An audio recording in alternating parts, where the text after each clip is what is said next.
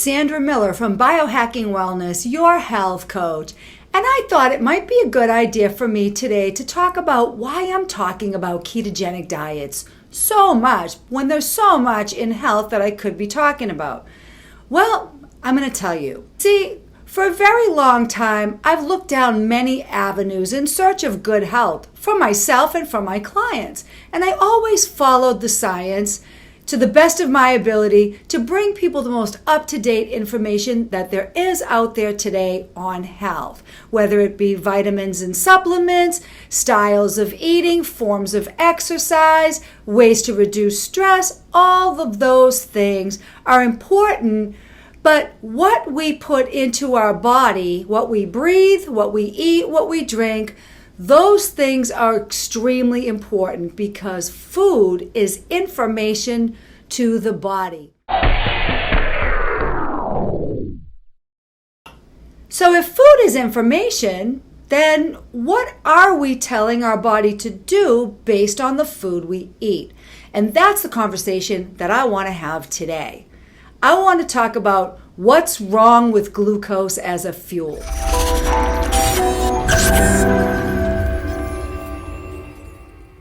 And there are a lot of things that are wrong with glucose as a fuel, and I'm going to try to convince you today why you shouldn't be running on it. It's time to upgrade your operating system.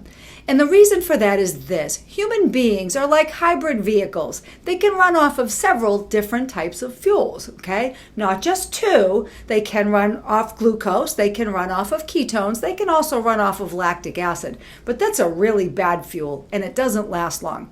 Ever try to sprint? Yeah, it doesn't work very, very long. It's not a long-lasting result. So glucose is about a step up, okay? It's the next best thing, but it's not the best thing. What's wrong with a car, let's say, that runs on glucose? Well, you have to keep putting gas in your car, right? So you can't make long distance drives without stopping to refuel. And your body is the same way. When you eat sugar, your body has to produce insulin to bring that sugar into the cell so it can be used by your body. And most people today, their insulin sensitivity and sensors are just off. And that's why we get a lot of insulin resistance today. Insulin resistance is like a pre-diabetic state. And about 60%, unfortunately, of the population is insulin resistant. And some people don't even know it. How can you tell? You eat and you're still hungry. Or you're craving, late at night, you feel like you're starving, you need to have something. Some people even get up in the middle of the night and eat. This is a signal from your body that the fuel that you're using is not adequate. So when we use glucose, we're really inefficiently burning fuel, okay? It doesn't last very long. And if you're an athlete, boy, if you've ever bonked, you really know what I'm talking about. You can only eat so much spaghetti. It's only going to go so far. It's a very limited source of fuel. Here's the other bad thing about that. We put this fuel in our tank and we hope that it's going to provide us with clean energy. But you know what? It doesn't. The energy is not clean. There are a lot of byproducts from using sugar as fuel. One of them is called glycation, and advanced glycation end products, or AGEs, are very damaging to the body. Now, I don't have to tell a diabetic what's wrong with eating sugar. They know, but they just can't seem to stop. Why is that? Because a lot of them are being given insulin. And insulin is pro-inflammatory. So if this were your car, it would be like putting acetone or nail polish remover in the gas tank. You might get a little bit of distance out of that, but you're going to rot everything that's in that car, and you're going to leave byproducts that cause the car to fall apart before it's time.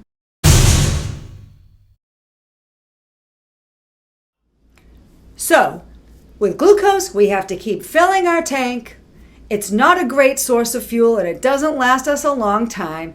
It leaves undesirable byproducts that rust and rot our bodies and our brain. So we would obviously want to use a source of fuel that's cleaner to burn, right? It's all about energy efficiency. Why would I want to run out of fuel in the middle of a workout, in the middle of my work day, or just trying to get through the day with your kids? You don't want to run out of fuel. You don't want to be interrupted to have to eat something because you need to pump all of this insulin out, and that insulin leaves you feeling hungry. It's just a vicious cycle. And to be honest with you, it's kind of crazy that we do this, but I get it. People are addicted. There is an opiate center in the brain that gets hit by sugar. But it really takes some great strategies to be able to kind of manipulate around that. And there are ways to do that, which I'll be sharing in future videos. But let's talk about ketone bodies and what are they really? What's all this talk about ketones and ketosis? Well, what ends up happening is, like I said, human beings were meant to run off of different fuels. We're very adaptable human beings. We actually do much better on ketones. And here's the reason for that. Think about this for a minute.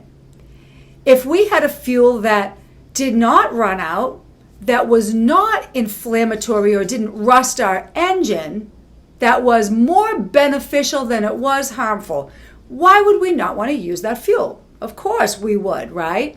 So with ketones, here's how it happens, and here's where the problem lies. In order for your body to start burning ketones, you have to reduce your glucose by not eating carbohydrates. So you would literally have to take most all the carbohydrates out of your diet. People look at me like I'm crazy when I say that. Matter of fact, when people ask me what's the one thing I can do to improve my health, I tell them a ketogenic diet because it covers so many bases. It's the one thing that can really improve health. Well, when you tell people how they get into ketosis, usually it's not going to happen. When I say you need to reduce or restrict your carbohydrate intake and basically you're eating none, they say, oh, I can't do that. That's addiction. And addictions are hard to break. They can be broken, though, with just a few great tips. They can be broken. When we eat carbohydrates, they typically will get used for some energy, and the balance of them gets stored in the liver or the muscles in the form of glycogen. Now, when your body runs off sugar, you need sugar for fuel. It's a vicious cycle. Without it, you know what you feel like without it. You feel lousy. You feel hungry. You feel headachy, cranky, hangry. We usually use that's a hungry, angry, you want to bite somebody's head off kind of feeling. You lose patience, you lose energy, and you feel like crap. Now, one of the things that we tend to turn to when we feel like that, aside from sugar, is caffeine. So now you've gone and compounded the fake energy crisis with caffeine. And what you're going to get is you're going to get a very tired, very hungry, sugar-addicted, caffeine-addicted person who needs that fake high in the morning just to get out of bed. It's a pretty sad situation, and you don't want to be like that, right? So switching to ketones naturally would mean that all the carbohydrates need to come out of the diet with the exception of a very few.